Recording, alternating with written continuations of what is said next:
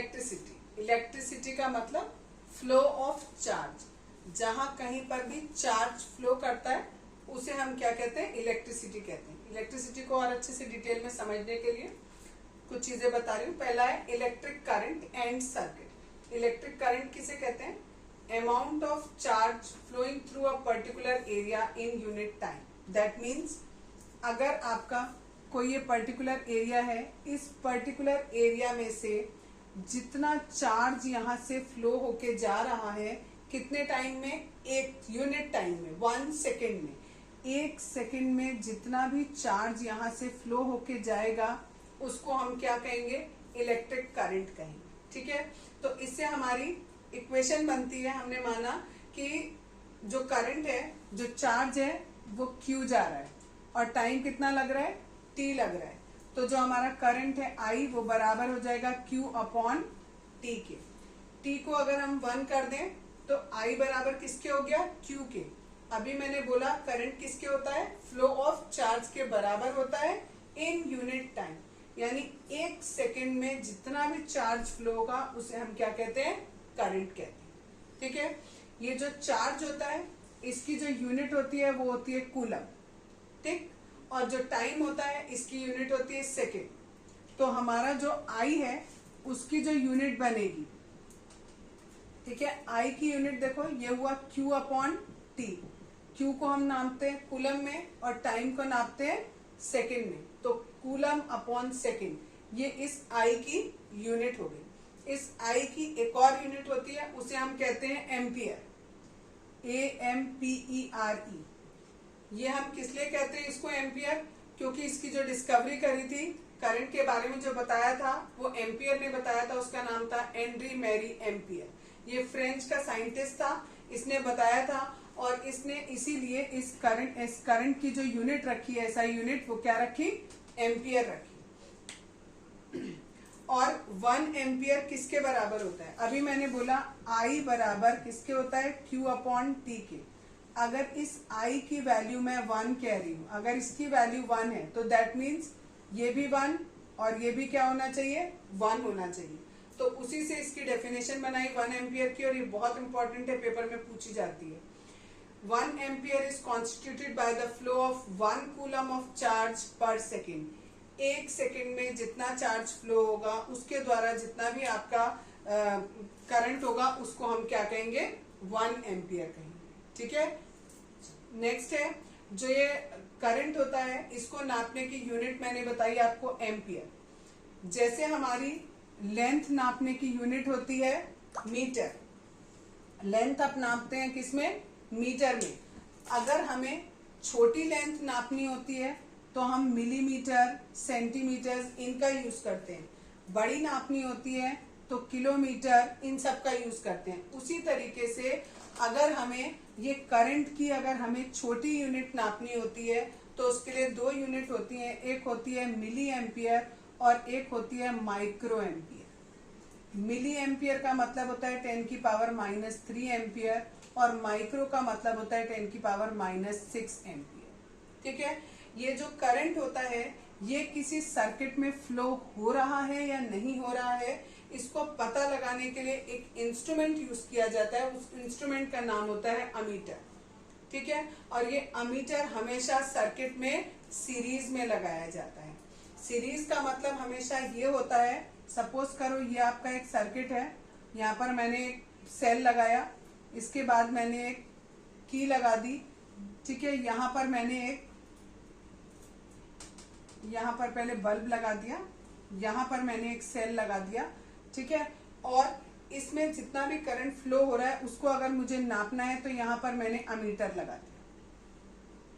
ठीक, तो ये क्या कहलाता है, सीरीज में कहलाएगा, सीरीज में लगा दिया मैंने। ठीक, अगर मुझे इसे पैरेलल में लगाना होता तो ऐसे लगता, इस तरीके से। ठीक है, पैरेलल में ये होता है, लेकिन हमें पैरेलल में नहीं लगाना, हमें इसे किस में लगाना है, सीरीज में लगाना है। ठीक, जो आपका पैरेलल होता है उसमें क्या होता है, जो आपके साइन होते हैं, सपोज पॉजिटिव साइन जितने भी हैं वो सारे एक जगह कनेक्ट रहते हैं और जो नेगेटिव साइन है वो सारे के सारे एक जगह कनेक्ट रहते हैं। ये हमारा पैरेलल में होता है। और सीरीज में हमारा होता है कि ये एक पॉजिटिव, ये एक नेगेटिव, फिर जो कनेक्ट होगा पॉजिटिव फिर नेगेटिव फिर पॉजिटिव फिर नेगेटिव, ये कहलाता है सीरीज। ठीक है, कि अल्टरनेट होता जा रहा है, positive negative positive negative positive negative, ये सीरीज हुआ। और अगर मैंने क्या किया, ऐसे कनेक्ट कर दिया इनको, ये सारे पॉजिटिव वाले एक साथ कनेक्ट कर दिए, ये सब पॉजिटिव है और ये सारे के सारे नेगेटिव हैं, इन सबको एक साथ कनेक्ट कर दिया, तो ये मेरा सीरीज वो पैरेलल कहलाता है। ठीक, तो जो हमें ये एमीटर लगाना होता है ये हमें हमेशा सीरीज में लगाना होता है। इलेक्ट्रिक सर्किट किसे कहते हैं? इलेक्ट्रिक सर्किट अगर एक कंटिन्यूअस एंड क्लोज्ड पाथ, आपने जो भी इंस्ट्रूमेंट्स लिए, बैटरी लिया, बल्ब लिया, अमीटर लिया, की लिया, अगर इन सबको जोड़कर अगर हम एक क्लोज्ड पाथ बनाएंगे तो उसे हम क्या कहते हैं? इलेक्ट्रिक सर्किट कहते हैं। ठीक, जो इलेक्ट्रिक सर्किट होता है इसमें जो करंट हमेशा फ्लो करता है वो पॉजिटिव टर्मिनल से हमेशा फ्लो करता है और नेगेटिव टर्मिनल की तरफ फ्लो करता है, ये पॉजिटिव और ये नेगेटिव। ठीक है, और इसमें अमीटर लगाया है, बताया था अमीटर कल सीरीज में लगेगा, ये हमने सीरीज में लगाया है। ठीक, अच्छा, इस पर एक न्यूमेरिकल है बुक में, एनसीईआरटी बुक में दिया हुआ है, आपको न्यूमेरिकल दिया है। A current of 0.5 ampere is drawn by a filament of N electric bulb for 10 minutes, find the amount of electric charge that flows through the circuit. आपको दिया है करंट की वैल्यू दी है 0.5 एम्पियर, टाइम दिया है 10 minute, minute को हमने पहले सेकंड में कन्वर्ट कर लिया 60 से मल्टीप्लाई करके। अब उन्होंने पूछा है चार्ज कितना होगा, कल बताया था I बराबर होता है Q अपॉन T के। ठीक है, तो Q बराबर हो गया I इंटू टी के, I की वैल्यू ये दी है, T की वैल्यू ये हो गई, दोनों को मल्टीप्लाई कर लेंगे, आंसर आया 300 और यूनिट होगी कूलम। चार्ज किस में नापते हैं? कूलम में नापते हैं। नेक्स्ट टॉपिक है electric potential and potential difference. इसको समझाने के लिए यहाँ देखो, सपोज करो आपके पास ये कोई एक इलेक्ट्रिक फील्ड है। ठीक है, इलेक्ट्रिक फील्ड का मतलब यहाँ पर कुछ करंट फ्लो हो रहा है। अब आप यहाँ से कहीं दूर से, हमने माना यहाँ कहीं इंफिनिटी है, ठीक, अब यहाँ से आप किसी चार्ज को उठाकर कहाँ लेके आ रहे हैं? इस फील्ड के अंदर लेके आ रहे हैं। अगर आप इस चार्ज को क्यू मान लो, मैंने क्यू माना इस कैपिटल क्यू चार्ज को मैं यहाँ से इन्फिनिटी से उठाकर, यानी किसी एक पर्टिकुलर पॉइंट से उठाकर किसी एक स्पेसिफिक पॉइंट तक लेके आ रही हूँ। इसको मुझे लेके अगर आना पड़ेगा तो इसके लिए मुझे कुछ ना कुछ काम करना पड़ेगा। ठीक है, तो इस चार्ज को लाने में मुझे जितना भी काम करना पड़ेगा उसे हम कहते हैं पोटेंशियल। ठीक, तो वो पोटेंशियल जो होता है वो बराबर होता है W अपॉन Q के। पोटेंशियल को हम V से डिनोट करते हैं, क्यों? क्योंकि इसकी जो यूनिट होती है वो होती है वोल्ट, VOLT वोल्ट। तो वोल्ट बराबर हो गया W अपॉन Q की। W जहां क्या है? Work done. किसी एक चार्ज को एक पर्टिकुलर पॉइंट से उठाकर किसी एक पर्टिकुलर पॉइंट तक लेके आने में जितना भी काम होता है उसे हम क्या कहते हैं? पोटेंशियल कहते हैं। अगर सपोज यहां तक लेके आई तो काम ये हुआ, अगर मैं इसी चार्ज को किसी दूसरे पॉइंट तक लाऊंगी तो ऑब्वियसली काम अलग होगा, क्योंकि डिस्टेंस अलग हो गया है तो काम भी क्या होगा? अलग होगा। इस पॉइंट का पोटेंशियल अलग होगा, इस पॉइंट का पोटेंशियल अलग होगा। इन दोनों पॉइंट्स के पोटेंशियल में जो डिफरेंस होगा उसे हम कहेंगे पोटेंशियल डिफरेंस। ठीक है, अच्छा, मैंने अभी बताया यहाँ 1 वोल्ट बराबर होता है, वोल्ट बराबर होता है W अपॉन Q के। अगर मुझसे कोई 1 वोल्ट की डेफिनेशन पूछे तो मैं कहूंगी कि अगर ये मेरा W भी 1 हो जाए और मेरा Q भी अगर 1 हो जाए तो दैट मीन्स V की वैल्यू 1 आ जाएगी। यानी एक यूनिट चार्ज को किसी एक पर्टिकुलर पॉइंट तक लाने में अगर मेरी 1 जूल काम हो रहा है तो इट मीन्स कि वो कितना, किसके बराबर होगा? 1 वोल्ट के बराबर होगा। यही यहाँ पर डेफिनेशन लिखी है। 1 volt is the potential difference between 2 points in a current carrying conductor. When 1 joule of work is done to move a charge of 1 coulomb from one point to another point.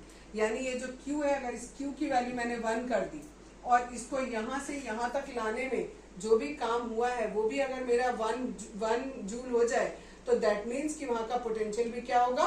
1 volt के equal होगा। ये जो voltage होती है या potential difference होता है इसे हम वोल्ट मीटर से कनेक्ट मेजर करते हैं। जैसे करंट को हम मेजर कर रहे थे अमीटर से, इसको हम करते हैं वोल्ट मीटर से। अमीटर को कैपिटल ए, एक तरफ प्लस एक तरफ माइनस, ठीक है। और जो वोल्ट मीटर होता है एक तरफ प्लस और एक तरफ माइनस। फर्क ये होता है, ये हमारा करंट नापता है और ये हमारा वोल्टेज नापेगा, ठीक है।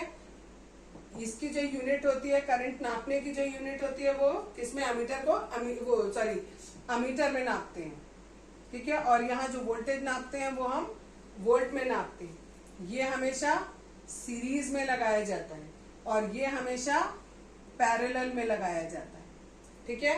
अगर सपोज करो ये 2 पॉइंट्स हैं, ठीक है, इन दोनों पॉइंट के अक्रॉस हमें वोल्टेज नापनी है, तो हम क्या करेंगे, अगर हमें वोल्टेज नापनी है तो हम इन दोनों पॉइंट के अक्रॉस पैरेलल में लगाएंगे। ये प्लस था, ये माइनस, ये प्लस, ये माइनस, ठीक है। पैरेलल का मतलब होता है जो सेम टर्मिनल्स है वो एक साथ कनेक्टेड होते हैं। ये दो सेम है, उन्हें एक साथ कनेक्ट किया। और अगर इसी जगह मुझे इन्हीं 2 पॉइंट्स के बीच में करंट को मेजर करना होता तो मैं यहाँ अलग नहीं लगाती, यहाँ पर बीच में अमीटर लगाती। तो ये प्लस, ये माइनस, ये प्लस और ये माइनस। यहाँ पर क्या हुआ, ये प्लस, ये माइनस, माइनस से प्लस को कनेक्ट किया, माइनस से प्लस को कनेक्ट किया। और जबकि पैरेलल में हम क्या कर रहे हैं, दोनों प्लस को एक साथ और दोनों माइनस को एक साथ कनेक्ट कर रहे हैं। एग्जाम्पल नंबर 2 बुक में दिया है, how much work is done. हमें निकालना है कितना वर्क हुआ in moving a charge of 2 coulomb.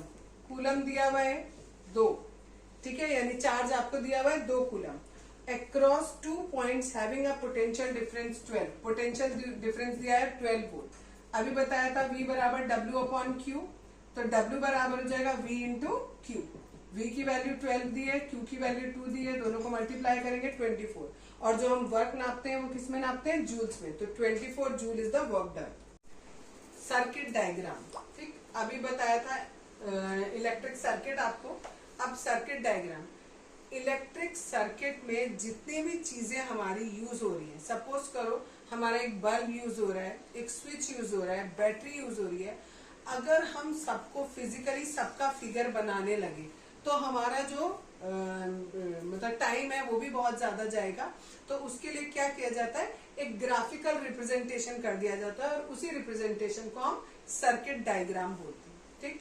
अगर सपोज करो हमने अभी एक वो बनाना है कि एक हमारा बल्ब है, इधर हमें बल्ब दिखाना है, तो हमने बल्ब को ऐसे दिखा दिया, अमीटर दिखाना है ऐसे दिखा दिया, सेल दिखाना है ये दिखा दिया, और की दिखानी है इस तरीके से दिखा दिया। अगर इसी जगह अगर मुझे प्रॉपर यहाँ पर बल्ब बनाना होता, यहाँ प्रॉपर बैटरी का फिगर बनाना होता, यहाँ की बनानी होती, यहाँ अमीटर का फिगर बनाना होता, तो कितना टाइम वेस्ट होता हमारा। तो उसके लिए हम क्या करते हैं, यहाँ पर एक ग्राफिकल रिप्रेजेंटेशन कर देते हैं, जिससे बहुत ही इजी हो जाता है। और बहुत सारे सिंबल्स इसमें यूज होते हैं, वो सारे सिंबल्स ये हैं। सबसे पहले इलेक्ट्रिक सेल, अगर हमें सेल का सिंबल डिनोट करना है तो हम इस तरीके से दिखाते हैं। इसमें से जो पॉजिटिव टर्मिनल होता है वो लंबा और पतला होता है, जो नेगेटिव टर्मिनल होता है वो छोटा और मोटा होता है। जो बैटरी होती है उसमें आप 3 सेल, 3 या 2 से ज्यादा सेल आपको लगाने होते हैं, उसको हम बैटरी बोलते हैं। तो ये इसका सिंबल हो गया। प्लग की, इसको प्लग की बोलो या स्विच बोलो, एक ही बात है। अगर इसके अंदर मैंने डॉट नहीं लगाया, दैट मीन्स ये ओपन है। ओपन का मतलब कि सर्किट में अभी करंट फ्लो नहीं करेगा, क्योंकि ये वाला फिलअप नहीं है, करंट इधर से आगे इधर नहीं जाएगा। और अगर क्लोज्ड हो गया ये, इसके अंदर ये डॉट आ गया, तो दैट मीन्स सर्किट पूरा हो गया है और करंट फ्लो करने लगेगा। वायर हम बनाते हैं, वायर को ये होते हैं जॉइंट वायर। अगर हमने यहाँ पर बीच में डॉट बना दिया, इसका मतलब ये वाला वायर और ये वाला वायर यहाँ पर जुड़े हुए हैं। जबकि अगर विदाउट जॉइंट बनाया तो हम इस तरीके से दिखाएंगे।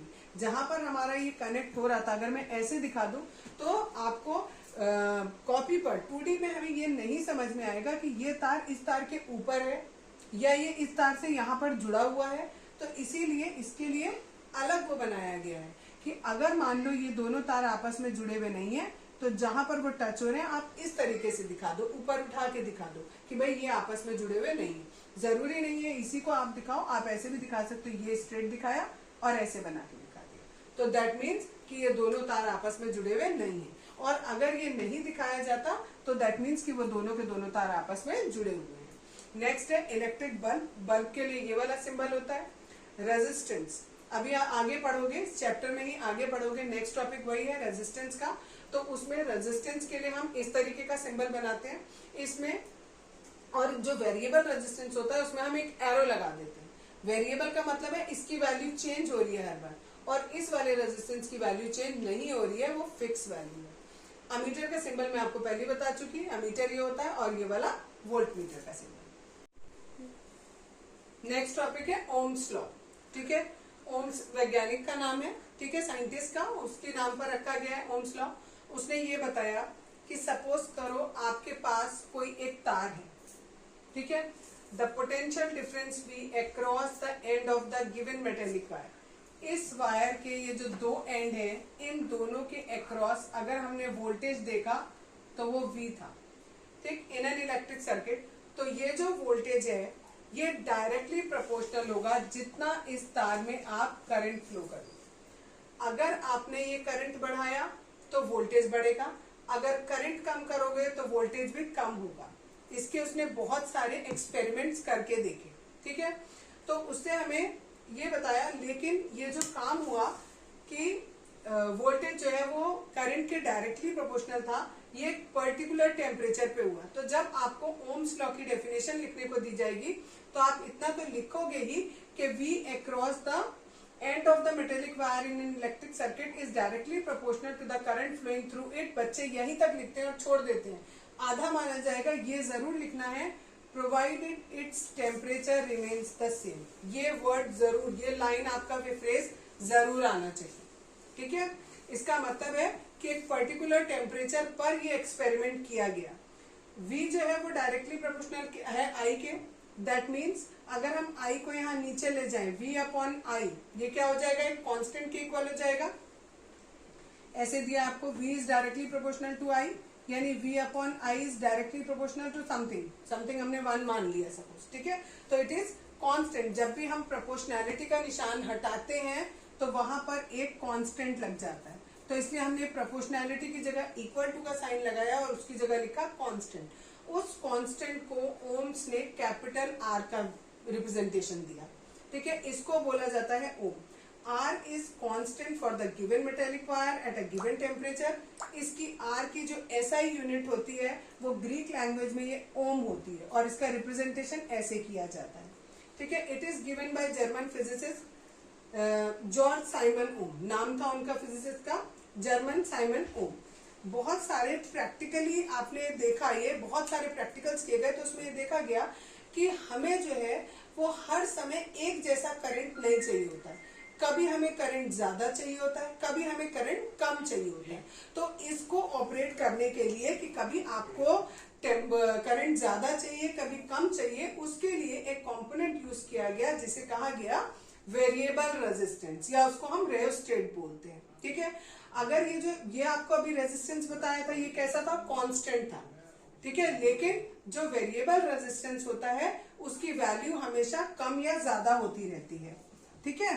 जो कल मैंने आपको फिगर्स बताए थे उसमें मैंने एक जगह ऐसे बताया था कि जो रेजिस्टेंस होता है उसको आप इस तरीके से डिनोट करते हो।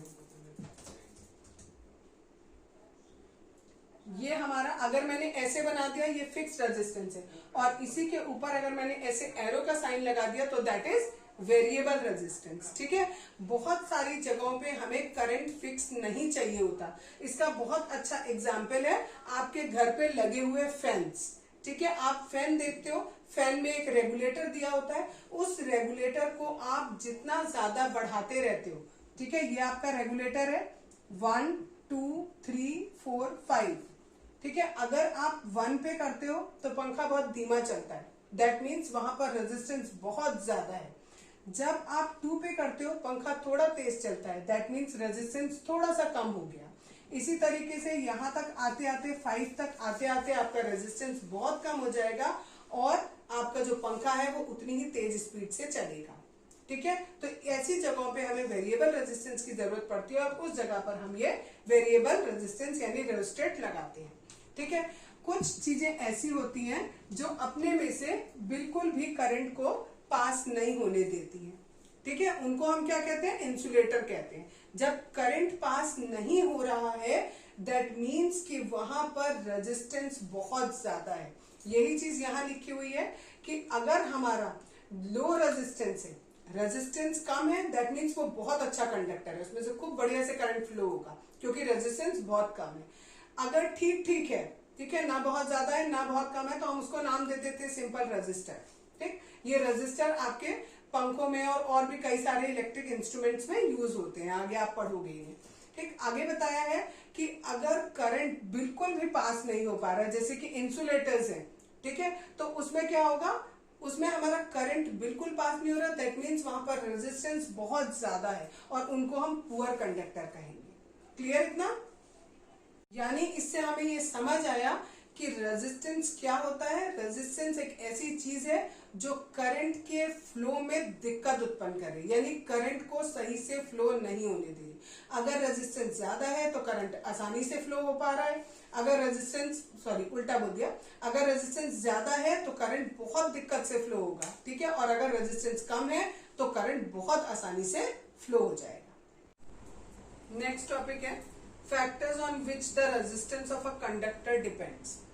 हर एक कंडक्टर के अंदर एक खुद का रेजिस्टेंस होता है। रेजिस्टेंस बताया था जो करंट के फ्लो में दिक्कत उत्पन्न करता है। ठीक है, यानी उसे आसानी से फ्लो नहीं होने देता। ऐसे कौन से फैक्टर हैं ऑन विच द रेजिस्टेंस, जिन पर रेजिस्टेंस डिपेंड करता है। ठीक है, तो रेजिस्टेंस किन किन चीज पर डिपेंड करता है। पहली बात, जो भी आपने कंडक्टर लिया उसकी लेंथ पर, जितना लंबा कंडक्टर होगा उतना ज्यादा उसका रेजिस्टेंस होगा। अगर एक हमारे पास कंडक्टर इतना बड़ा है और एक कंडक्टर इतना बड़ा है तो इस वाले का रेजिस्टेंस ज्यादा होगा, इस वाले का रेजिस्टेंस कम होगा। नेक्स्ट है कि उसके क्रॉस सेक्शन एरिया पर, क्रॉस सेक्शन एरिया होता है इसका मोटाई कितनी है। ठीक है, अगर ये जितना ज्यादा मोटा होगा उतना कम रेजिस्टेंस होगा। यहाँ पर रेसिप्रोकल, इनवर्सली प्रोपोर्शनल होता है। ठीक है, जितना पतला होगा तार उतना ज्यादा रेजिस्टेंस होगा और जितना मोटा होगा उतना कम रेजिस्टेंस होगा। और तीसरा डिपेंड करता है नेचर ऑफ इट्स मटेरियल पर। ठीक है, इन्हीं चीज को जो लेंथ पर डिपेंड करता है, R is directly proportional to L, और यहाँ लिखा R is directly proportional to 1/a। इन दोनों इक्वेशन से हमने निकाला R is directly proportional to L/A। ठीक है, इस प्रोपोर्शनैलिटी के निशान को हटाते हैं और इक्वल टू लगाते हैं तो हमें एक कांस्टेंट लगाना होता है। ये हमने एक कांस्टेंट लगाया, इस कांस्टेंट को हम रो कहते हैं या इलेक्ट्रिकल रेजिस्टिविटी कहते हैं। ठीक है, कोई भी कंडक्टर होता है उसकी हर एक की अपनी अपनी इलेक्ट्रिकल रेजिस्टिविटी होती है। इसकी जो यूनिट होती है वो ओम मीटर होती है। मेटल और एलॉयज जो होते हैं उनकी जो रेजिस्टिविटी होती है वो बहुत लो होती है। और कितनी होती है, 10⁻⁻6 से लेकर 10⁻⁻8 तक होता है। रेजिस्टिविटी कम है, इसका मतलब करंट आसानी से फ्लो हो जाएगा। करंट आसानी से फ्लो हो जाएगा दैट मीन्स वो वेरी गुड कंडक्टर। ठीक, ऑफ इलेक्ट्रिसिटी। इसका अपोजिट इंसुलेटर्स होते हैं, उनकी रेजिस्टिविटी बहुत हाई होती है। 10⁻+ में 12 दिया, 10⁻+ में 17, यहाँ माइनस में दी थी पावर और यहाँ प्लस में दी है पावर, तो यानी इनकी रेजिस्टिविटी बहुत ज्यादा है। रेजिस्टिविटी ज्यादा होने के मतलब कि ये करंट को पास नहीं होने देंगे, दैट मीन्स ये बैड कंडक्टर होते हैं और हम इन्हें इंसुलेटर्स कहते हैं। Both the resistance and the resistivity of a material vary with temperature। दोनों के दोनों, चाहे ये रेजिस्टिविटी हो यानी रो हो या आर हो, ये दोनों के दोनों किस पर डिपेंड करते हैं, टेम्परेचर पर। अगर टेम्परेचर चेंज करोगे तो रेजिस्टेंस और रेजिस्टिविटी भी चेंज हो जाएगा। किसी भी एलॉय की जो रेजिस्टिविटी होती है, आपको पता है एलॉय जो है वो किसी एक मेटल या तो दोनों मेटल, कोई दो मेटल ले ली, उन दोनों मेटल को मिला लिया और एक एलॉय बना, या फिर मेटल और एक लिया नॉन मेटल, इन दोनों को आपस में मिला लिया और ये बन गया एलॉय। तो एलॉय की जो रेजिस्टिविटी होती है, इन दोनों को मिलाकर जो मेटल बना, जो नया बना, उसकी जो रेजिस्टिविटी होती है वो हमेशा हाई होती है इन दोनों इंडिविजुअल की। ठीक है, सपोज करो इसकी रेजिस्टिविटी 10⁵ है, इसकी रेजिस्टिविटी 10 की पावर 6 है। इन दोनों को मिलाकर जो बनेगा एलॉय, उसकी जो रेजिस्टिविटी होगी वो इन दोनों से ही हाई होगी। ठीक है, एलॉय जो होते हैं वो ऑक्सीडाइज नहीं होते हैं। ऑक्सीडाइज नहीं होते इसका मतलब बहुत ज्यादा टेम्परेचर पर भी वो जलते नहीं है।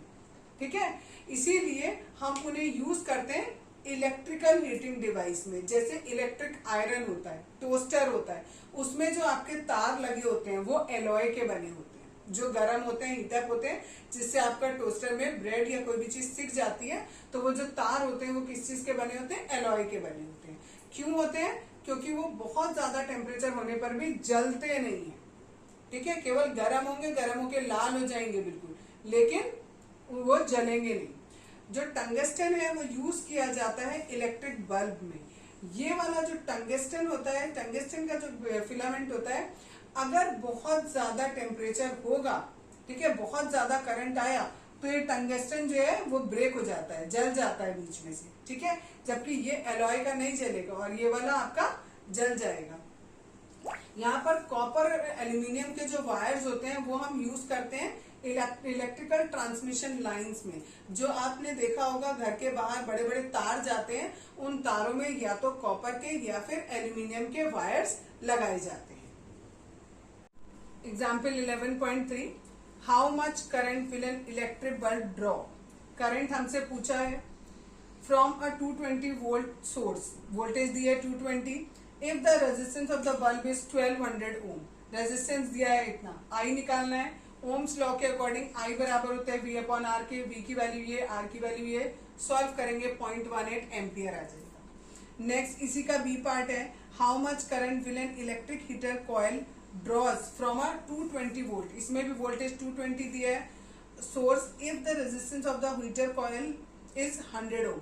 रेजिस्टेंस आपको 100 ओम दिया है, इसमें भी आई निकालना है, V अपॉन आर, फॉर्मूले में पुट की वैल्यू, सॉल्व करेंगे 2.2 एम्पियर।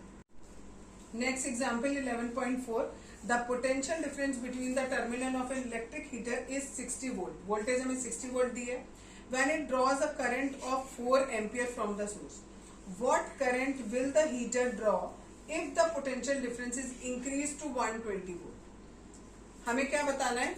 60 volt वोल्टेज है तो करंट इतना फ्लो कर रहा है। अगर इतनी वोल्टेज हो जाएगी तो करंट कितना फ्लो करेगा? इसको हम दो तरीके से कर सकते हैं। पहला तरीका ये, हम पहले हम इससे R निकाल लें। R बराबर होता है V अपॉन आई के। ठीक है, पहले हम इससे ये R निकाल लिया, हमने रेजिस्टेंस निकाल लिया। अब क्योंकि जो कंडक्टर है वो सेम है तो उसका रेजिस्टेंस चेंज नहीं होगा। ये 15 है तो यहाँ पर R की वैल्यू हो गई 15। अब इससे हम I निकाल लेंगे, V अपॉन आर। V की वैल्यू 120, R की वैल्यू ये आ गया 8 एम्पियर। ठीक है, एक तरीका ये हो गया। दूसरा तरीका ये होता है कि V और I जो है वो डायरेक्टली प्रोपोर्शनल होते हैं। तो जो हम मैथ्स में लगाते हैं डायरेक्ट प्रोपोर्शनैलिटी या इनवर्स प्रोपोर्शनैलिटी, वही लगाएंगे। 60 upon 4 is equals to 120 upon x। इससे हम x की वैल्यू करेंगे कैलकुलेट, क्रॉस मल्टीप्लाई कर लेंगे और x की वैल्यू आ जाएगी 120 इंटू 4 अपॉन 60। ये और ये कैंसिल हुआ 2 टाइम, ये भी आ गई 8 ampere. Next example 11.5, resistance of a metal wire of a length 1 meter, length दिया 1 meter, is 26 ohm at 20 degrees Celsius. If the diameter of the wire is 0.3 mm, what will be the resistivity of the metal at that temperature? ठीक है, यहाँ पर हमें temperature का कुछ नहीं करना। क्यों? क्योंकि सेम टेम्परेचर पे बोला है और सेम टेम्परेचर पर रेजिस्टिविटी कैसी होती है? कांस्टेंट होती है। हमें ये रेजिस्टिविटी बतानी है। रेजिस्टिविटी निकालने के लिए हमने यहाँ फॉर्मूले में इन सबको एक तरफ कर लिया तो हमारा फॉर्मूला बन गया R पाई R स्क्वायर अपॉन L। यहाँ पर हमें R की जरूरत है। R की जगह हमें क्वेश्चन में D दिया हुआ है। D means diameter. रेडियस निकालेंगे तो हम उसका आधा कर देंगे और ये मिलीमीटर में दिया और बाकी लेंथ हमें मीटर में दी है तो इसे मीटर में चेंज करने के लिए 10 की पावर -3 कर देंगे। अब सबकी वैल्यू पुट कर देंगे। R की जगह 26 रखा, पाई की जगह 3.14, R की जगह 0.3 अपॉन 2, 0.3 अपॉन 2 दो बार लिखा और 10 की पावर -3 था, ये भी हमने दो बार लिख दिया। इस 2 से 26 को काटा, इस 2 से 3.14 को काटा। अब इन सबको मल्टीप्लाई कर लो, ये आ जाएगा तो ये हमारी रेजिस्टिविटी हो जाएगी। नेक्स्ट एग्जाम्पल है, a wire of given material having length L and area of cross section A has a resistance 4 ओम। आपको दिया लेंथ इतनी है, एरिया इतना है और इसका रेजिस्टेंस जो है वो 4 ओम का है। फिर आगे बोला है what would be the resistance of another wire of the same material having length L/2 and area of cross section is 2A। तब आपको बताना है रेजिस्टेंस बताना है, ठीक है। R का फॉर्मूला होता है रो L/A, ठीक। हमें यहाँ पर पहले हम यहाँ से R की वैल्यू हमें गिवन है 4, रो L की वैल्यू L और A की वैल्यू हमने A रखी। अब हमने यहाँ से रो की वैल्यू निकाल ली, A को क्रॉस मल्टीप्लाई करके ऊपर ले गए, L को हम नीचे ले आए। अब यहाँ पर हमें R की वैल्यू निकालनी है, रो L/A होता है, रो की वैल्यू हमारी आई है 4A/L और जो यहाँ पर L और वो रखेंगे, यहाँ पर कौन सा हो जाएगा L/2 और एरिया हो जाएगा 2A। दैट मीन्स A से A कैंसिल, L से L कैंसिल, 4 ये वाला 2 भी नीचे और ये वाला 2 भी नीचे, तो दैट मीन्स R की वैल्यू कितनी आ गई 1 ओम। यानी जो नया वाला तार होगा जिसकी लंबाई जो है वो आधी हो गई और area of cross section double हो गया, उसका जो रेजिस्टेंस आएगा वो 1 ओम आएगा। आज बताऊंगी resistance of a system of resistor, ठीक है। पहले ये समझेंगे रेजिस्टर। कल मैंने आपको बताया था कोई भी अगर आपका इस तरीके से ये हमारा क्या है रेजिस्टर है, ठीक। रेजिस्टर, हर रेजिस्टर के अंदर होता है एक रेजिस्टेंस। तो यहाँ हमें बताना है resistance of a system of resistor, यानी यहाँ पर रेजिस्टर्स का पूरा पूरा एक सिस्टम है और उस पूरे सिस्टम का कितना टोटल रेजिस्टेंस होगा हमें ये बताना है, ठीक। अब ये जो सिस्टम हम बनाते हैं रेजिस्टर का, वो सिस्टम कैसे बनेगा, दो तरीके से बन सकता है। या तो हम इन रेजिस्टर्स को सीरीज में लगाएं और या फिर हम इन्हें पैरेलल में लगाएं। सीरीज में लगाने का मतलब होता है कि सपोज करो मेरे पास पहला रेजिस्टर ये है, ठीक है। मैंने R से डिनोट किया क्योंकि यहाँ पर जगह कम है, यहाँ पर बने हुए वैसे रेजिस्टर्स, ये पहला रेजिस्टर, ये दूसरा रेजिस्टर, ये तीसरा रेजिस्टर, R1, R2, R3। इस R1 का ये पहला सिरा है और ये दूसरा सिरा है। इसके दूसरे सिरे से मैंने जो दूसरा वाला रेजिस्टेंस है उसका पहला सिरा जोड़ रखा है, इस वाले के दूसरे से तीसरे वाले का पहला जोड़ा है और तीसरे वाला का जो लास्ट वाला है उसको मैंने पहले वाले से जोड़ रखा है, ठीक है। पहले वाले के पहले से, इसे हम कहते हैं एंड टू एंड जोड़ना या सीरीज में जोड़ना।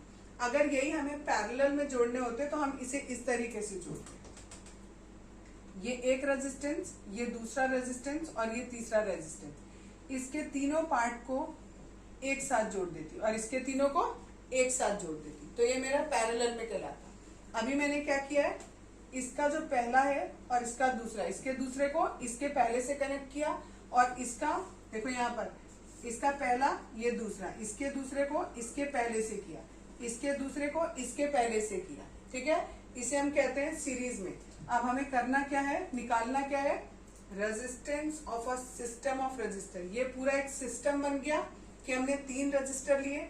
अब इन तीनों रेजिस्टेंस को लगाने के बाद ये जो पूरा सिस्टम बना है इसका टोटल रेजिस्टेंस कितना होगा हमें ये बताना है, ठीक है। तो लास्ट में हमारा जो कंक्लूजन निकल के आएगा वो ये निकल के आएगा कि जो टोटल रेजिस्टेंस है वो इन तीनों के सम के बराबर है, लेकिन उसको हमें प्रूफ करना होता है। पेपर ये में पूरा का पूरा प्रूफ करने के लिए आता है आपको, ठीक है। शुरुआत करेंगे। यहाँ पर देखो हमने एक सर्किट बनाया, इस सर्किट में हमने 3 रजिस्टर लगाए, एंड टू एंड कनेक्ट किए।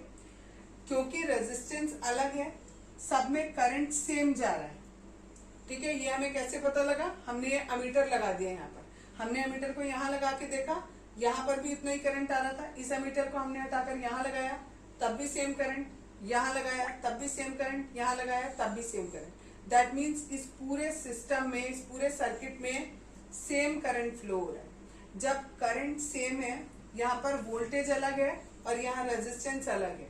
अगर हमारा करंट की वैल्यू सेम है, हमें पता है V बराबर किसके होता है, IR के होता है, ठीक है। अगर I हमारा फिक्स है और R की वैल्यू बदलती चली जा रही है तो V की वैल्यू भी क्या हो जाएगी, बदलती चली जाएगी। अगर हमारा I फिर से यही रेजिस्टेंस बदल गया तो वोल्टेज बदल जाएगी। अगर हमारा रेजिस्टेंस फिर से बदल गया तो वोल्टेज क्या होगी, फिर से बदल जाएगी। तो ये तीनों हमारे जो वोल्टेज हैं, वोल्टेज वैसे भी क्यों अलग है, क्योंकि इनके पॉइंट्स अलग अलग हैं। पोटेंशियल डिफरेंस आपको क्या बताया था, दो पॉइंट का जो पोटेंशियल होता है उनके बीच में जो पोटेंशियल, इधर का पोटेंशियल और इधर का पोटेंशियल, इन दोनों को माइनस करेंगे तो इसके बीच का पोटेंशियल डिफरेंस आएगा। जब ये दो पॉइंट अलग हैं, ये दो पॉइंट अलग हैं और ये दो पॉइंट अलग हैं, तो इनका पोटेंशियल डिफरेंस भी सबका अलग अलग होगा। इसका V1, इसका V2 और इसका V3। रेजिस्टेंस इसका R1, इस वाले रेजिस्टर का रेजिस्टेंस है R2 और इस वाले का R3। जब हमने इसे सर्किट में लगाया, हमने देखा कि अमीटर हमने कहीं पर भी लगाया, पूरे सर्किट में करंट कैसा है, एक जैसा है, ठीक है, लेकिन वोल्टेज कैसी है, अलग अलग है। और हमने एक चीज चेक करी कि ये तीनों जितनी भी वोल्टेज थी, इन तीनों को हमने ऐड कर लिया, और ऐड करने के बाद सपोज करो ये 10 वोल्ट है, ये 12 वोल्ट है और ये भी 12 वोल्ट है, तो टोटल मिलाकर हमारा आया 34 वोल्ट। अगर हमने इन दोनों पॉइंट के अक्रॉस 34 वोल्ट का वोल्टेज लगा दिया तो भी सेम करंट फ्लो हो रहा था, ठीक है। दैट मीन्स कि ये जो V है ये V1 plus V2 plus V3 के बराबर होगा, ठीक है। अब इसमें करंट फ्लो कर रहा है I, तो ये जो पहला वाला रेजिस्टर है इसका वोल्टेज हो जाएगा V1 इक्वल्स टू IR1, ठीक। दूसरे वाले का कितना हो जाएगा वोल्टेज, IR2। तीसरे वाले का कितना हो जाएगा, IR3। अब ये जो वैल्यूज हैं ये मैंने इस इक्वेशन में पुट कर दी, ठीक है। V की जगह मैं रखूंगी IR, ठीक है। V की जगह IR क्यों रखा, क्योंकि इस पूरे सर्किट में करंट कितना फ्लो कर रहा है, I। और हमने इन तीनों रेजिस्टेंस को मिलाकर जो रिजल्टेंट रेजिस्टेंस माना है वो कितना माना है, RS माना है। तो हमने लिखा IRS बराबर किसके, इसकी वैल्यू रखी, दूसरे की रखी और तीसरे की रखी। तीनों में से I कांस्टेंट वो कॉमन ले लिया, R1 plus R2 plus R3 बचा, I से I कैंसिल हो गया, यानी जो रिजल्टेंट रेजिस्टेंस है वो इन तीनों के सम के बराबर है। यानी अगर हम सीरीज में किन्हीं भी रेजिस्टेंस को लगाते हैं तो उनका जो टोटल रेजिस्टेंस आता है वो किसके बराबर आता है, जितने भी आपने रेजिस्टेंस लगाए होंगे उन सब के सम के बराबर आएगा। फॉर एग्जाम्पल अगर सपोज करो क्वेश्चन ऐसे पूछा जाता है आपको कि एक रेजिस्टेंस ये लगाया, एक रेजिस्टेंस ये लगाया, दो रेजिस्टेंस लगाए हमने, ठीक है, ये की लगा दी। अब वो आपसे पूछ रहे हैं कि ये है R1 है 10 ओम का और R2 है हमारा 20 ओम का, ठीक है, और ये जो वोल्टेज है बैटरी है ये हमारी 20 वोल्ट की है, और हमसे वो पूछ रहे हैं I बताओ कितना होगा। तो I बराबर किसके होता है, V अपॉन R के। V की वैल्यू हमें दी है 20 वोल्ट और R की वैल्यू क्या हो जाएगी, क्योंकि ये दोनों सीरीज में लगे हैं तो इनका टोटल रेजिस्टेंस जुड़ जाएगा, यानी 20 प्लस 10 यानी 30 हो जाएगा। 0 से 0 कैंसिल, यानी I की वैल्यू हो गई 2/3। और अगर इसी जगह में एक रेजिस्टेंस और लगा दूं, सपोज एक रेजिस्टेंस और लगा दिया और ये 10 ओम का है, तो अब मेरी वैल्यू कितनी हो जाएगी, अब इन सबको ऐड करेंगे, ये हो गया 40 और नीचे अभी भी रेजिस्टेंस जो है, सॉरी नीचे 40 होगा, ये तो 20 दिया है, ये 20 है और टोटल रेजिस्टेंस हो गया 40। 0 से 0 कैंसिल, इससे ये कैंसिल, यानी 1/2 करंट हो गया इतना। क्लियर है। अब एक न्यूमेरिकल देखो, बुक में दिया है, 7th न्यूमेरिकल एग्जाम्पल में दिया हुआ है, an electric lamp whose resistance is 20 ohm. एक लैम्प दिया है, बल्ब को ये लोग लैम्प बोल रहे हैं, और उसका रेजिस्टेंस आपको 20 ओम दिया है, एंड अ कंडक्टर ऑफ 4 ओम, और एक 4 ओम का कंडक्टर लगा रखा है, यानी इस कंडक्टर का रेजिस्टेंस कितना है, 4 ओम है। Are connected to a 6 volt battery, एक बैटरी से कनेक्टेड है और 6 वोल्ट बैटरी है। अब आपको कुछ कुछ चीजें इसमें कैलकुलेट करनी है। पहले देखो, ये जो तार यहाँ से जा रहा है ये इधर गया और आगे आगे कंटिन्यूटी में चल रहा है, दैट मीन्स ये दोनों किस में लगे हुए हैं, सीरीज में लगे हुए हैं, ठीक है। तो पहली चीज जो इन्होंने क्वेश्चन में हमें बोला है करने को, वो हमें यही बोला है, टोटल रेजिस्टेंस निकालो। अभी हमने पढ़ा था प्रूफ इसका कि टोटल रेजिस्टेंस किसके बराबर होता है, अगर रेजिस्टेंस सीरीज में लगे होते हैं तो उनके सिंपल सम के बराबर टोटल रेजिस्टेंस होता है। तो R की वैल्यू हो गई R1 प्लस R2, हमने एक को R1 मान लिया और एक को R2 मान लिया, दोनों को ऐड करेंगे तो इट इज 24 ओम, यानी पूरे सर्किट का जो टोटल रेजिस्टेंस है दैट इज 24 ओम। नेक्स्ट चीज उन्होंने पूछी है कि the current through the circuit, इस पूरे सर्किट में, क्योंकि ये सीरीज में है तो चाहे आप इधर नापो, चाहे इधर नापो, चाहे इधर, चाहे इधर, चाहे इधर, सब जगह करंट की वैल्यू कैसी होगी, सेम होगी। तो हमें वो करंट निकालना है। तो I बराबर होता है V अपॉन R के। V की वैल्यू 6 वोल्ट दी है, R हमने 24 निकाला, वो वैल्यू पुट करी। इन दोनों को कट कर देंगे, 6 के टेबल से कट आउट हो जाएगा, 1/4 आ जाएगा। इसको डिवाइड करेंगे, 0.25 एम्पियर हमारा करंट आ जाएगा। तीसरा केस जो उन्होंने कहा है, तीसरे में उन्होंने कहा है the potential difference across the electric lamp and the conductor, यानी ये जो लैंप है इसके अक्रॉस, हमें इसके अक्रॉस वोल्टेज बताना है और एक इसके अक्रॉस वोल्टेज बताना है। ठीक है, जब हमारे पॉइंट्स अलग अलग होते हैं तो वोल्टेज भी अलग अलग होती है। इन दोनों पॉइंट के बीच वोल्टेज और इन दोनों पॉइंट्स के बीच हमें वोल्टेज बतानी। तो पहले यहां पर बताया मैंने अक्रॉस लैम्प, वोल्टेज बता रही हूं अक्रॉस लैम्प। तो यहाँ पर V की वैल्यू होगी I इंटू आर। पूरे सर्किट में करंट कितना फ्लो कर रहा है ये, और रेजिस्टेंस कितना है इसका 20। तो V की वैल्यू कितनी हो जाएगी I into R, that is I की वैल्यू ये और R की वैल्यू 20 हो जाएगी। जब हम इसमें कंडक्टर में देखेंगे कि कंडक्टर के अक्रॉस कितना वोल्टेज है, तो वो किसके बराबर होगा, वो भी V बराबर I इंटू आर। I की वैल्यू इसमें भी इतनी है 0.25 और R की वैल्यू कितनी है 4। दोनों को मल्टीप्लाई कर देंगे, दैट इज द आंसर। अब है रेजिस्टर्स इन पैरेलल। अब हमने रेजिस्टर्स को पैरेलल में लगाया, 3 रेजिस्टर्स लिए R1, R2, R3। अब इन्हें हमने पैरेलल में लगाया। पैरेलल में लगाने का मतलब कि तीनों का जो एक साइड है वो हमने एक पॉइंट से कनेक्ट करी और तीनों का जो दूसरा साइड है वो हमने दूसरे पॉइंट से कनेक्ट करा। ठीक है, अब इन दोनों को हमने X और Y के बीच में हमने R1, R2, R3 तीनों को पैरेलल में लगा दिया। इसके अक्रॉस हमने टोटल वोल्टेज कितनी मान ली, V मान ली।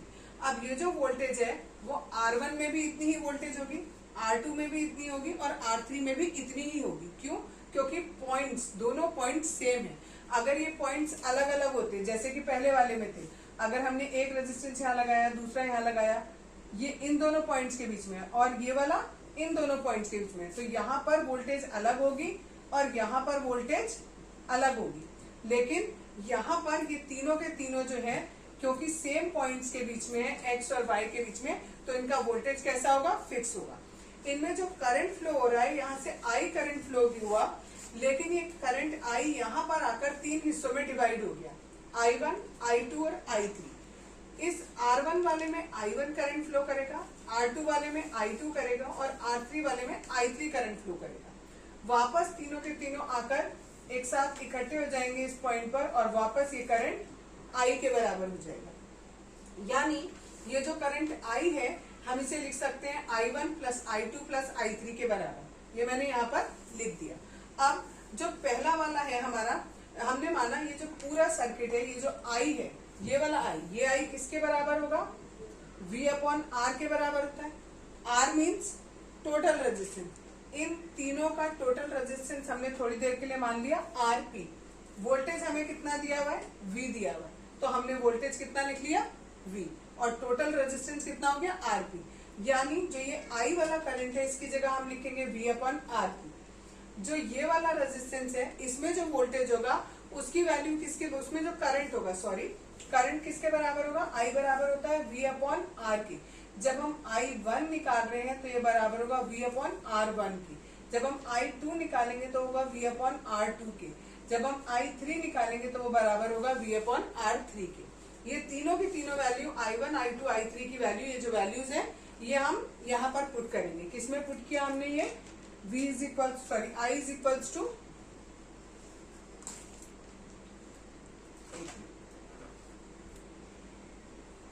यहाँ बच्चों I1 की वैल्यू बराबर है V अपॉन R1 के, I2 की V अपॉन R2 और I3 की V अपॉन R3।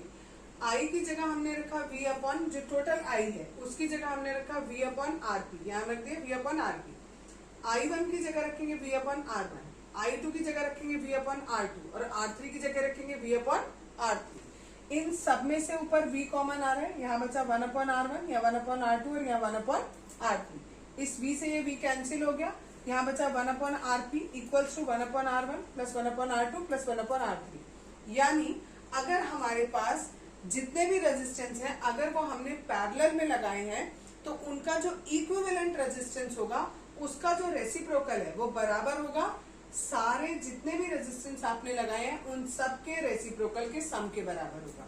यानी फॉर एग्जाम्पल मैं आपको बताती हूँ, सपोज करो कि ये जो पहला वाला रेजिस्टेंस है ये 2 ओम का है, दूसरा वाला भी 2 ओम का है और तीसरा वाला भी 2 ओम का है, और हमें ये पता करना है कि इसका टोटल रेजिस्टेंस कितना है। तो टोटल रेजिस्टेंस हम ऐसे निकालेंगे, हमने माना टोटल रेजिस्टेंस आ गया, पहले वाले का इतना, दूसरे वाले का इतना और तीसरे वाले का इतना। एलसीएम लेंगे 2, 1 + 1 + 1 3/2। तो बच्चे क्या करते हैं, लिख देते हैं टोटल रेजिस्टेंस हो गया 3/2। गलत है ये, क्योंकि ये रेजिस्टेंस का रेसिप्रोकल है, हमें तो आर की वैल्यू निकालनी है, इट इज 2/3। यानी अगर हम 2-2 ओम के 3 रेजिस्टर्स पैरेलल में लगाते हैं तो उनका जो टोटल रेजिस्टेंस है वो 2/3 हो जाएगा। और अगर इन्हीं को हम सीरीज में लगाते, ऐसे लगाते 2-2-2, तो सीरीज में क्या करते हैं, टोटल रेजिस्टेंस कितना होता है, सबको जोड़ दिया जाता है, यानी टोटल रेजिस्टेंस होता है 6 ओम। लेकिन जब हमने इन्हें पैरेलल में लगाया तो टोटल रेजिस्टेंस कितना आया, 2/3 ओम। एग्जाम्पल नंबर 8 दिया है बुक में, इसमें लिखा है suppose the resistors R1, R2 and R3 have the values 5 ohm, 10 ohm and 30 ohm respectively, which have been connected to a battery of 12 volt, जिनको हमने एक 12 वोल्ट की बैटरी से कनेक्ट कर रखा है। कैलकुलेट, पहली चीज इन्होंने कहा है करंट थ्रू ईच रजिस्टर, ठीक है, और ये इन्होंने ऊपर एक फिगर दिया हुआ है बुक में, ठीक है, जो कि एग्जाम्पल में नहीं दिया हुआ है, ऊपर फिगर दिया है, दैट मीन्स इन्होंने ये सब पैरेलल में लगा रखे हैं, ठीक है। बुक में यहाँ पर ये फिगर आपको बना हुआ है बुक में, ये वाला, दिस वन, ठीक है। तो ये वाले फिगर में आपके ये तीनों पैरेलल में दिया, आपसे पूछा है कि इन तीनों में कितना करंट फ्लो करेगा, ठीक। देखो, अगर इस तरीके से मैंने बताया था पैरेलल में रहते हैं, ये पहला, ये दूसरा और ये तीसरा, तो यहाँ पर जो करंट होगा वो कैसा होगा, अलग अलग होगा। आई किसके बराबर होगा, I1, I2 और I3 के बराबर होगा। और I1 कैसे निकालेंगे, I1 बराबर होगा V/R1 की, यहाँ लिखा है V/R1। V की वैल्यू हमें 12 दी है, R1 की वैल्यू 5 दी है। सॉल्व करेंगे इसको 2.4 हो जाएगा, ठीक है, इन एम्पियर्स। ऐसे ही I2 निकाला, V/R2, V की वैल्यू फिक्स है 12 वोल्ट और R की वैल्यू हो गई 10, ये आ गया हमारा 1.2 एम्पियर। तीसरा हमने निकाला V/R3, R की वैल्यू 30 है, यहाँ पर ये पुट करा, सॉल्व किया 0.4। अब उन्होंने पूछा है, दूसरी चीज पूछी है, एक तो पहला पूछा था कि तीनों रजिस्टर में अलग अलग करंट बताओ, अब पूछा है टोटल सर्किट में करंट होगा, टोटल कितना होगा, I बराबर किसके, I1 + I2 + I3 के बराबर होगा। तो तीनों जो हमने निकाले इन तीनों को एडअप कर देंगे, ये हमारा I के बराबर आ जाएगा। तीसरा हमसे क्वेश्चन पूछा है उन्होंने कि जो इसका टोटल सर्किट रेजिस्टेंस है, पूरे सर्किट का जो टोटल रेजिस्टेंस है, ये हमने 3 अलग अलग लगा रखे हैं, इन तीनों को मिलाकर जो रिजल्टेंट रेजिस्टेंस होगा वो कितना होगा। क्योंकि ये पैरेलल में लगे हैं तो हम उसे रेसिप्रोकल से निकालेंगे 1/RP। हमने माना जो नेट रेजिस्टेंस है वो कितना है, RP है, तो किसके बराबर होगा, 1/R1 + 1/R2 + 1/R3। R1 की वैल्यू पुट करी, R2 की पुट करी और R3 की पुट करी, एलसीएम लेके इसको सॉल्व किया, ठीक है, ये 1/3 आ गया। अब हमें निकालना है RP, 1/RP नहीं निकालना था, RP निकालना था, तो इधर का रेसिप्रोकल किया तो इधर का भी रेसिप्रोकल कर दिया, आ गया 3 ओम। एग्जाम्पल नंबर 9, ये आपको फिगर दिया है, इस फिगर में आपको ये दिया है, आपके पास 5 रेजिस्टेंस हैं, R1, R2, R3, R4 और R5, ये यहाँ लगे हैं, R1, R2, R3, R4, R5, इन सबकी वैल्यू क्वेश्चन में गिवन करी हुई है, ठीक। अब आपको ये नहीं इन्होंने बताया कि कौन सी चीज पैरेलल में और कौन सी सीरीज में, वो आपको खुद क्वेश्चन को देखकर, फिगर को देखकर समझना है, ठीक। आपको बताना है यहाँ पर इस पूरे सर्किट में टोटल रेजिस्टेंस कितना होगा।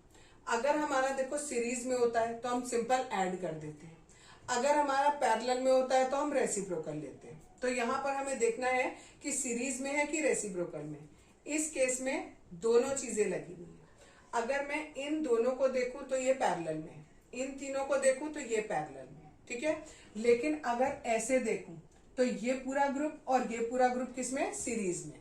तो मैंने क्या किया, पहले इन दोनों, ये जो 2 रेजिस्टेंस हैं, ये दोनों मुझे पैरेलल में दिखाई दे रहे हैं, इनका रिजल्टेंट रेजिस्टेंस मैंने माना R' और वो निकालकर मैंने इन दोनों की जगह पर 1 लगा दिया। सिमिलरली ये तीनों पैरेलल में, इन तीनों का भी रिजल्टेंट रेजिस्टेंस मैंने माना R" और इन तीनों की जगह पर एक रेजिस्टर लगा दिया। अब देखो ये दोनों हमारे कैसे सीरीज में, ठीक है, तो इनका रिजल्टेंट निकालने के लिए सिंपल सीरीज है तो दोनों को ऐड कर देंगे। अब देखो R1 और R2 हमारे पैरेलल में थे, इनका हमने रिजल्टेंट रेजिस्टेंस माना R डैश, तो हो गया 1/10 प्लस 1/40 के इक्वल। एलसीएम लेंगे, सॉल्व करेंगे, 1/8 आएगा तो R डैश की वैल्यू हो गई 8। सिमिलरली ये तीनों के लिए किया, ये तीनों हमारे फिर से पैरेलल में 1/30, 1/20 और 1/60, इनका भी हमने एलसीएम लेके सॉल्व किया तो हमारा R डबल डैश कितना आ गया 10 ओम। यानी इन तीनों की जगह अगर मैं 10 ओम का रेजिस्टेंस लगाऊं तो ये और वो दोनों बराबर होंगे। सिमिलरली इन दो की जगह मैं 8 ओम का लगाऊं तो वो बराबर होंगे। तो ये मेरा 8 ओम आया और ये वाला मेरा 10 ओम आया। अब मेरे पूरे सर्किट का रेजिस्टेंस कितना हो जाएगा दोनों को ऐड करके, दैट मीन्स 8 प्लस 10, तो ये आ गया 18 ओम। पूरे सर्किट में जो रेजिस्टेंस है वो इतना आ गया। अब दूसरा क्वेश्चन उन्होंने पूछा है कि पूरे सर्किट में करंट कितना होगा। करंट बराबर होता है V/R के। V है हमारा 12 वोल्ट, ये गिवन है क्वेश्चन में, ठीक है, और टोटल रेजिस्टेंस हमने पूरे सर्किट का कितना निकाला है 18 ओम, तो 18 से डिवाइड करेंगे कितना आ जाएगा 2/3 यानी 0.67 एम्पियर। नेक्स्ट टॉपिक है heating effect of electric current. जब भी आप किसी कंडक्टर में इलेक्ट्रिसिटी पास करते हो तो थोड़ी देर में वो थोड़ा सा गर्म हो जाता है, ठीक है, और हीट रिलीज करने लगता है। इसी को heating effect of electric current कहते हैं, ठीक है। अब हमने माना कि हमारे पास एक रेजिस्टेंस है जिसका रेजिस्टेंस R है, ठीक है, रजिस्टर है जिसका रेजिस्टेंस R है, उसमें I करंट फ्लो हो रहा है और उसके अक्रॉस जो वोल्टेज है वो V है, और हम थोड़ी देर तक T टाइम तक हम उसमें Q करंट पास करेंगे अगर, तो उसमें कुछ ना कुछ वर्क डन होगा और वो वर्क डन बराबर किसके होगा V इंटू Q के बराबर होगा। तो पावर जब हमें निकालनी होती है, पावर बराबर होता है work done per unit time, तो दैट इज W/T। तो W की वैल्यू हो गई V इंटू Q के बराबर और टाइम हो गया हमारा T। Q/T हमने पहले पढ़ा है कि वो I के बराबर होता है, तो दैट मीन्स P बराबर हो गया V इंटू I के। नेक्स्ट है कि इसमें से जितनी भी एनर्जी रिलीज होती है वो एनर्जी किसके बराबर होती है। उस एनर्जी का जो फॉर्मूला होता है वो होता है P इंटू टी, कि कितनी पावर है और कितनी देर तक वो रिलीज हो रही है, ठीक है। H से हम इस एनर्जी को रिलीज करते हैं, और अगर हम यहाँ पर P की वैल्यू जो हमने निकाली, P की वैल्यू निकाली है V इंटू आई, यहाँ पर P की वैल्यू रख दी V इंटू आई और T साथ में था ही, तो V इंटू आई इंटू टी हो गया। अगर हम V की जगह IR रख दें बाय ओम्स लॉ तो हो जाएगा I²RT, ठीक है। इसको हम जूल्स लॉ ऑफ हीटिंग भी कहते हैं, ठीक है। इस लॉ से हमें ये पता चलता है कि जितनी भी हीट रिलीज हुई वो किस किस पर डिपेंड करती है। पहली बात देखो यहाँ पर लिखा है I² यानी करंट के स्क्वायर के डायरेक्टली प्रोपोर्शनल है। दूसरी बात है R यानी R के डायरेक्टली प्रोपोर्शनल है, और तीसरी चीज दिया है T यानी टाइम के डायरेक्टली प्रोपोर्शनल है, ठीक है। जितनी भी हीट एनर्जी रिलीज हो रही है उसकी बात करें कि वो किस किस चीज पर डिपेंड करती है। अब एक एग्जांपल देखो, आपकी बुक में एग्जांपल दिया, example number 10, an electric iron consumes energy at a rate of 840 what when heating is at the maximum rate. जब हीटिंग मैक्सिमम होती है तो उसकी जो एनर्जी है वो कितनी है 840 वॉट की है, and 360 what when the heating is at the minimum, और जब मिनिमम है तो कितनी है 360 है उसकी पावर। आपको वोल्टेज दिया हुआ है कि दोनों को कनेक्ट आपने किससे कर रखा है 220 वोल्ट से ही कनेक्ट कर रखा है, हमें दोनों में करंट बताना है। यहाँ बताया था P बराबर V इंटू आई के, वहां से अगर हमें I निकालना हो तो P/V हो गया। P की वैल्यू भी दी है, V की वैल्यू भी दी है, दोनों को डिवाइड कर देंगे। नेक्स्ट एग्जाम्पल है एग्जाम्पल नंबर 11, उसमें दिया है 100 joule of heat is produced each second. Each second का मतलब 1 सेकेंड, और एनर्जी कितनी दी है 100 जूल दी है। आगे लिखा है इन अ 4 ओम रेजिस्टेंस, यानी रेजिस्टेंस भी दे रखा है 4 ओम आपको। अब पूछा है find the potential difference across the resistor, यानी हमें V की वैल्यू बतानी है। इसमें V निकालने के लिए हम पहले क्या निकालेंगे I निकालेंगे। I के लिए फॉर्मूला कहाँ से आया, यहाँ से, ये जो दिया है H बराबर हमारा, ये H बराबर दिया है I²RT। अगर H है हमारा I²RT के बराबर तो हमें I निकालना है, तो हम इस RT को कहाँ करेंगे, यहाँ डिवाइड में करते हैं। दैट मीन्स I² बराबर H/RT के हो गया। H की वैल्यू हमें 100 दे रखी है, R 4 दिया है और T हमें 1 दे रखा है। यहाँ से स्क्वायर हटाएंगे तो इधर स्क्वायर रूट का साइन आ जाएगा, इसको सॉल्व करेंगे 10/2 यानी 5 एम्पियर आ गया, यानी करंट हमारा आ गया। अब हमें वोल्टेज बताना है, V बराबर होता है I इंटू आर की।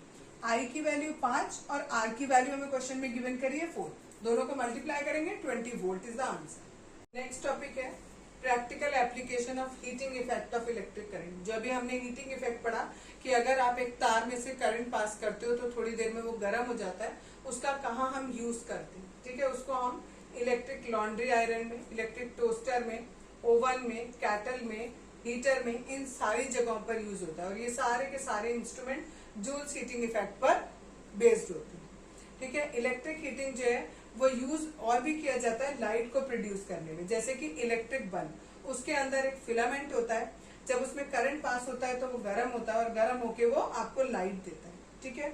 ये जो फिलामेंट होता है वो एक स्ट्रॉन्ग मेटल का बना होता है जिसका मेल्टिंग पॉइंट बहुत ज्यादा हाई होता है। और जनरली हम कौन सा यूज करते हैं, टंगस्टन का फिलामेंट यूज करते हैं, क्योंकि उसका जो मेल्टिंग पॉइंट होता है वो 3380 डिग्री सेल्सियस होता है, ठीक है। The bulbs are filled with, bulb को हम नाइट्रोजन और ऑर्गन में भी उसके अंदर डाल के रखते हैं, जिससे जो फिलामेंट है वो ऑक्सीडाइज ना हो और वो जल्दी खराब ना हो, ठीक है। नाइट्रोजन और ऑर्गन डालने से फिलामेंट की लाइफ जो है वो बड़ी हो जाती है, ज्यादा हो जाती है। एक और एप्लीकेशन है इसका हीटिंग इफेक्ट का, दैट इज कॉल्ड फ्यूज। एक बताया आपको बल्ब, दूसरा बता रही हूँ फ्यूज। जो फ्यूज होता है वो हमारा इसलिए होता है कि वो क्या करे, अगर कहीं पर बहुत ज्यादा करंट आ गया है तो उस करंट को वो स्टॉप कर दे। आपके घरों में जो पावर हाउस से लाइट आती है, ठीक है, आजकल हम फ्यूज की जगह पर आपने नाम सुना होगा एमसीबी यूज करने लगे, ठीक है। अगर बहुत ज्यादा पावर आ जाती है तो वो एमसीबी अपने आप ट्रिप हो जाती है, यानी बंद हो जाती है। पुराने समय में ये फ्यूज यूज हुआ करते थे, ठीक है, आजकल नहीं यूज होते हैं। इन फ्यूज में क्या होता है, आपके पास जैसा ये मैं आपको डस्टर दिखा रही हूँ ना, इस डस्टर की जगह आप ऐसा ही बिल्कुल ऐसा फ्यूज होता था। और ये जो डस्टर है तो लकड़ी का है, वो होता था पोर्सिलिन का, जिसके आपके वो होते हैं ना डिनर सेट्स बने होते हैं, ठीक है। वो पोर्सिलिन मिट्टी का बना होता है और उसमें इस जगह पर और इस जगह पर, एक यहाँ पर और एक इस जगह पर, एक मेटल का टुकड़ा यहाँ लगा होता है, एक मेटल का टुकड़ा यहाँ लगा होता है, और उसके बीच में हम एक तार बांध देते हैं, ठीक है। और ये वाला जो तार होता है, एक तरफ से करंट आएगा, वो इस तार में से बहेगा और दूसरी तरफ से नीचे चला जाएगा। अगर मान लो ये तार किसी तरह से टूट जाए तो दैट मीन्स कि करंट आगे फ्लो नहीं हो पाएगा। तो यहाँ से सोचो पावर हाउस है, ये पावर हाउस से आपकी लाइट इलेक्ट्रिसिटी आ रही है, ये आपके घर के बिल्कुल बाहर लगा है, और यहाँ से जो करंट है वो आपके घर के अंदर जा रहा है। तो पावर हाउस से अगर बहुत ज्यादा करंट आया तो ये जो फ्यूज का तार होता है ये अपने आप पिघल कर डिस्कनेक्ट कर देता है सर्किट को। तो आपके घर में जो है वो बहुत ज्यादा पावर वाला जो इलेक्ट्रिसिटी आ रही है वो नहीं जा पाएगी। उससे क्या होगा, आपके घर के जितने भी अप्लायंसेस हैं वो खराब होने से बच जाएंगे। तो फ्यूज का मेन काम ये होता है कि जो भी इलेक्ट्रिसिटी आ रही है उसके रास्ते को, अगर वो ब्रेक हो जाएगा तार उसका, तो वो उसको ब्रेक कर देगा, रास्ते को रोक देगा, ठीक है। यही चीज मैंने यहाँ पर लिखी हुई है। जो फ्यूज होता है वो जनरली हम जिस चीज का, या तो हम मेटल का बनाते हैं या फिर एलॉय का लेते हैं। कौन कौन से, एल्यूमिनियम, कॉपर, आयरन, इन सब का हम ये यूज कर सकते हैं, क्योंकि इनका जो मेल्टिंग पॉइंट होता है वो एप्रोप्रिएट होता है, यानी बहुत कम भी नहीं होता और बहुत ज्यादा भी नहीं होता। क्योंकि अगर बहुत कम हुआ तो क्या होगा, जरा सा भी हल्का ज्यादा करंट आया वो ब्रेक हो जाएगा, तो आपको बार बार फ्यूज चेंज करना पड़ेगा, ठीक है। तो ऐसा होता है कि अगर बहुत ज्यादा करंट आता है तभी वो पिघलता है तार, और फिर आपको चेंज करना पड़ेगा फ्यूज, ठीक है। यहाँ पर भी वही लिखा हुआ है कि अगर आपका करंट ज्यादा होगा तो तार टूट जाएगा, तार टूटेगा तो सर्किट ब्रेक हो जाएगा। और यहाँ पर ये बताया कि वो पोर्सिलिन डिस्क के अंदर होता है, जो मैं आपको पहले ही बता चुकी हूँ। जो आपका घर में जो हम यूज करते हैं फ्यूज, उसमें अलग अलग एम्पियर की कैपेबिलिटी को सहने की क्षमता होती है। कोई 1 एम्पियर का होता है, कोई 2 का, 3 का, 5 का, 10 का, 15 का, और भी बहुत सारे आते हैं। इट डिपेंड्स कि आपने उसको किस अप्लायंसेस से कनेक्ट कर रखा है। अगर उसमें बहुत ज्यादा वोल्टेज है तो उस हिसाब से उसमें करंट होगा, अगर बहुत कम वोल्टेज है तो उसमें उस हिसाब से करंट होगा, और उस हिसाब से हम फ्यूज लगाते हैं। एक बात और बच्चों की, ये जो फ्यूज होता है इसको हम हमेशा सीरीज में लगाते हैं। नेक्स्ट टॉपिक है इलेक्ट्रिक पावर। इलेक्ट्रिक पावर का मतलब होता है rate of doing work. Rate जहां पर भी वर्ड आ जाए that means divided by time, ठीक है। रेट ऑफ डूइंग वर्क यानी एक पर्टिकुलर समय में आप कितना काम करते हैं उसको हम क्या कहते हैं, इलेक्ट्रिक पावर कहते हैं। दूसरे शब्दों में हम ऐसे भी लिख सकते हैं, the rate at which electric energy is dissipated और कंज्यूम। ठीक है, जिस रेट से एनर्जी या तो निकल रही है या कंज्यूम हो रही है उसको हम क्या कहेंगे, उसकी इलेक्ट्रिक पावर कहेंगे। पावर को मैंने अभी बताया रेट ऑफ डूइंग वर्क, तो वर्क अपॉन टाइम उसको हम क्या बोलेंगे, इलेक्ट्रिक पावर बोलेंगे। जो W होता है, वर्क होता है, वो हमारा बराबर होता है V इंटू क्यू के। ये हम पहले पढ़ चुके हैं जब हमने पोटेंशियल डिफरेंस पढ़ा था। ठीक है, V इंटू क्यू लिखा और upon T as it is. Q upon T हम कहते हैं I को, करंट को। ठीक है, तो V इंटू आई हो गया। अगर V की जगह में IR रखूं ओम्स लॉ से तो ये फॉर्मूला बनेगा I स्क्वायर R। ठीक है, नेक्स्ट है हमारा, इसकी जो SI यूनिट होती है पावर की वो होती है वॉट। इसकी बड़ी यूनिट देखें तो किलो वॉट, और जो एनर्जी होती है उसको हम वॉट आवर में नापते हैं। ठीक है, नेक्स्ट है 1 वॉट आर किसके बराबर होता है, is the energy consume when 1 watt of power is use for 1 hour. अगर आप 1 घंटे तक 1 वॉट पावर को यूज करते जा रहे हैं तो उसको हम क्या कहेंगे, 1 वॉट आवर कहेंगे, यानी एनर्जी कहेंगे। जो एनर्जी की कॉमर्शियल यूनिट होती है उसको हम कहते हैं kilowatt hour. 1 kilowatt hour को हम यूनिट का नाम भी देते हैं, खाली शॉर्ट फॉर्म में हम उसे यूनिट भी बोल देते हैं। जो 1 किलो वॉट आवर होता है वो 3.6 इंटू 10 की पावर 6 जूल के बराबर होता है। ये कई बार प्रूव करने को आ जाता है। 1 किलो वॉट है, किलो की जगह मैंने लिखा है 1000, वॉट की जगह वॉट, आवर की जगह लिखा है 60 इंटू 60 सेकेंड। ठीक है, इन सबको मल्टीप्लाई किया तो ये आया। इसको स्टैंडर्ड फॉर्म में लिखा तो 3.6 इंटू 10 की पावर 6 जूल। जूल और वॉट सेकेंड दोनों सेम होते हैं।